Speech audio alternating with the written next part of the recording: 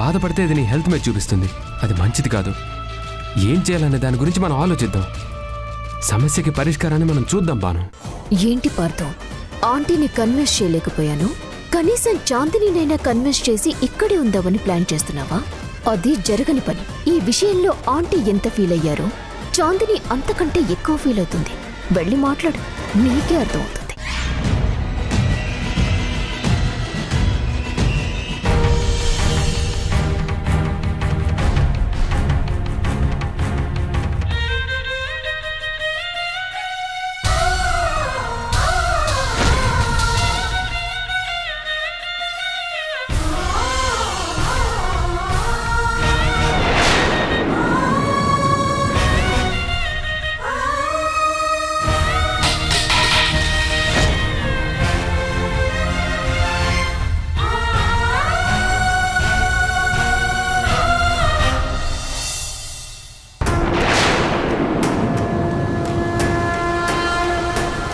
ఎందుకు మోసం చేశావు? ఎందుకు ఇంత పెద్ద నాటకం ఆడావు? నేను నిన్ను ప్రేమించడమే తప్పైందా? నువ్వే ప్రాణం అనుకున్నాను, నువ్వే జీవితం అనుకున్నాను. నీతో బ్రతకలేకపోతే ఈ జీవితం ఎందుకు అనుకున్నాను. అందుకే నువ్వు పెళ్లి ఒప్పుకోకపోతే చచ్చిపోవాలని నిర్ణయించుకున్నాను. నిన్ను అంతగా ప్రేమించాను. కనీసం అప్పుడైనా మీ అన్నయ్యని చంపినా అంతుకొని నేనే అని, మీ అందరూ ద్వేషిస్తున్న శివని నేనే అని నీకు చెప్పాలనిపించలేదా? ఆఖరికి నా ప్రేమని కూడా నువ్వు మోసం చేశావు కదా. ఇంత పెద్ద నిజాన్ని నా దగ్గర దాచావు. నిన్ను ప్రేమించడమే నేను చేసిన తప్పైపోయింది. నీకు మనసు ఇవ్వడమే నేను చేసిన పొరపాటు అయిపోయింది. నీతో తాళి కట్టించుకోవడం, జీవితాన్ని పంచుకోవడం నేను చేసిన క్షమించరాని నేరం అయిపోయింది. ప్లీజ్ చాందిని, కనీసం నువ్వైనా నన్ను అర్థం చేసుకో. నేను నిన్ను మనస్ఫూర్తిగా ప్రేమించాను. నా ప్రాణం కంటే ఎక్కువగా చూసుకున్నాను. నువ్వే నా జీవితం అనుకున్నాను. కానీ ఈ నిజాన్ని నీ దగ్గర దాచడానికి ఒక కారణం ఉంది. ఇది బాను నేను కలిసి తీసుకున్న నిర్ణయం. దానికి కూడా ఒక బలమైన కారణమే ఉంది. అదేంటో అన్నది చెప్పే అవకాశం ఇస్తేనే కదా నేను చెప్పేది. ఇంకేం చెప్పొద్దు, ఏం చెప్పొద్దు, ఏం చెప్పొద్దు.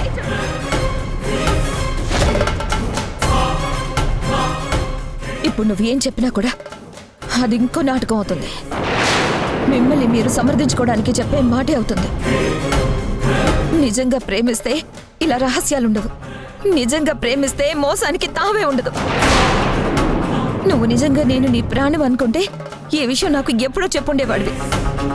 కానీ నా మెడలో తాళి కట్టి ఇప్పుడు నన్ను తల్లిని చేస్తూ ఈ నిజాన్ని ఇంతవరకు నా దగ్గర దాచావంటే నీ దగ్గర ప్రేమ లేదు, కేవలం స్వార్థం మాత్రమే ఉంది.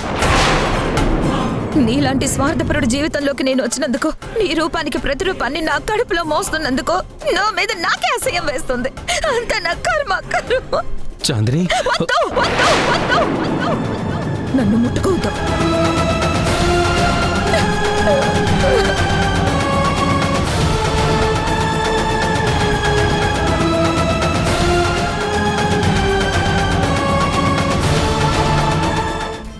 మనిషి బాధలో ఉన్నప్పుడు ఓదార్పు చాలా అవసరం. నీకు నేనున్నాను అని నిలబడేవాళ్లు చాలా అవసరం. భార్యకి భర్తని మించిన ఓదార్పు ఇంకెవరూ ఉండరు. భార్యకి ఎలాంటి సమస్య వచ్చినా సరే కన్నీళ్లు తొడవలసింది భర్తే. ఇప్పుడిలా ఆంటీని ఒంటరిగా వదిలేస్తే ఆవిడ బాధ తగ్గుతుంది అనుకుంటున్నారు. కాని అందరూ నన్ను వదిలేశారు అని ఆంటీ కనిపించిందనుకోండి, అప్పుడు పరిస్థితి ఏంటి? అసలే భాను చేసిన పని వల్ల ఆంటీ మానసికంగా ఎంతో నలిగిపోతున్నారు. అదావిడ మాటల్లోనే తెలుస్తోంది. ఇప్పుడు మీరు కూడా ఇలా బయటకొచ్చి నిలబడి ఉండిపోతే ఆంటీ ఏమనుకుంటారు? తనని ఒంటరిని చేశారు అనుకుంటారు కదా. అలా ఎందుకు ఆలోచించడం లేదు? నువ్వు చుప్పనాతివైనా సరే మంచి మాట చెప్పావే. నేను ఊర్మిళ మరింత బాధపడకూడదని అందర్నీ బయటికి వచ్చేయమని చెప్పాను. కానీ నువ్వు చెప్పింది కూడా నిజమే. అది ఒంటరిగా ఉంటే అందరూ తనని ఒంటరిని చేశారన్న అనుమానం తనని మరింత బాధ పెడుతుంది. మనోహర్, ఇది ఎలాంటిదైనా కావచ్చు, కానీ ఒక మంచి మాట చెప్పింది. మేమెవరూ రాము, కానీ నువ్వొక్కడవే వెళ్ళి మాట్లాడు. వెళ్ళు. వెళ్ళండి అంకుల్. అలాగేనమ్మా.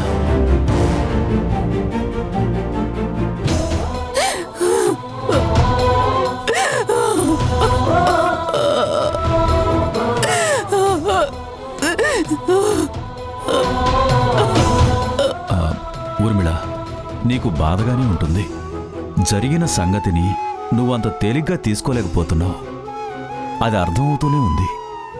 కానీ ఒక్కటి ఆలోచించు, ఇది ఎప్పుడో ఎన్నో సంవత్సరాల క్రితం జరిగిపోయింది.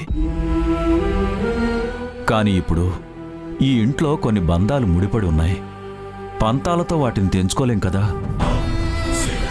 ఎవరి మీద పగని పెంచుకోవాలసలు? పార్థు రూపంలో ఉన్న శివ మీద? తనిప్పుడు ఎవరు? ఈ ఇంటికి అల్లుడు, మన కూతురి భర్త. పెళ్ళైన వాళ్ళు విడిపోకూడదని అందరూ కోరుకుంటారు. అలాంటిది అన్యోన్యంగా ఉన్నవారిని ఇప్పుడు మనం విడదీయగలమా?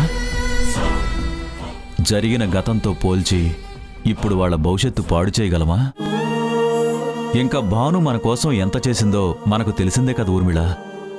భాను ఏం చేసినా కూడా మంచే చేస్తుందని నువ్వు కూడా నమ్మావు కదా. చివరికి నీ ప్రాణాల్ని కాపాడడానికి కూడా భాను ఎంతో సాహసం చేసింది.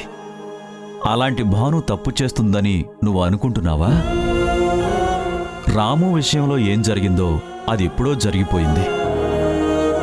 ఇప్పుడు ఎంత బాధపడినా కూడా దాన్ని ఎవ్వరూ వెనక్కి తీసుకురాలేం. అలా అని నువ్విప్పుడు బాధగా ఉన్నా, ఈ ఇంట్లో గొడవలు జరిగినా కూడా మళ్ళీ ఈ ఇల్లు సమస్యల్లో పడుతుంది. మన పిల్లలే సమస్యల్లో పడతారు ఊర్మిళ.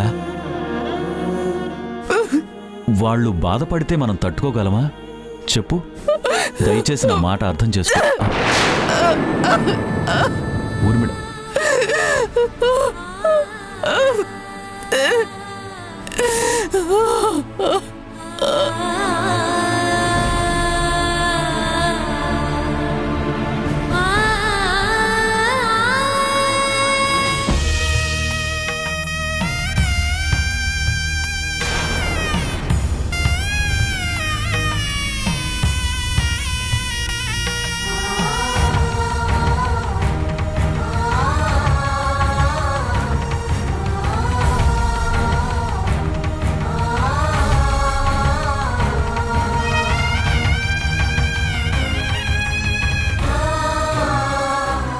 చాందిని, రావద్దు.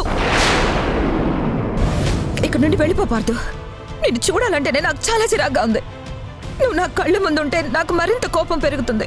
నా మీద నీకు ఏ మాత్రం ప్రేమన్నా నాకు కనిపించకు. ప్లీజ్ వెళ్ళిపో. అది కాదు చాందిని, ఒక్కసారి నేను చెప్పేది విను ప్లీజ్. ఇంకా ఏం చెప్తావు? ఏం చెప్పదలుచుకున్నావు? మొత్తం తెలిసిపోయింది కదా. ఇన్నాళ్ళు ఏ నాటకం ఆడారో మొత్తం బయటకు వచ్చేసింది కదా. నువ్వెంత ద్రోహం చేశావో ఈ రోజే తెలిసింది. నీ నిజ స్వరూపం ఏంటో ఇప్పుడే బయటపడింది. ఇంకా ఏం చెప్తావు? ఇప్పుడు నువ్వు ఏం చెప్పినా అది నటనే అవుతుంది. ఇన్నాళ్ళు నటించింది చాలదా? ఇంకా ఏం నటిద్దాం అనుకున్నావు? ఇంకా ఏం సమర్థించుకుందాం అనుకుంటున్నావు? అది కాదు చాందిని, నేను చెప్పేది ఒక్కసారి విను. ఇంకేం చెప్పొద్దు. నువ్వేం చెప్పినా వినాల్సిన అవసరం నాకు లేదు. వినిపించుకునే పరిస్థితిలో కూడా నేను లేను. దయచేసి నా కళ్ళ ముందు నుంచి వెళ్ళిపో. నువ్వు ఇక్కడ ఉన్నంతసేపు నా కోపం పెరుగుతూనే ఉంటుంది. అది నా కడుపులో పెరుగుతున్న బిడ్డ కూడా మంచిది కాదు. Please get out, get out.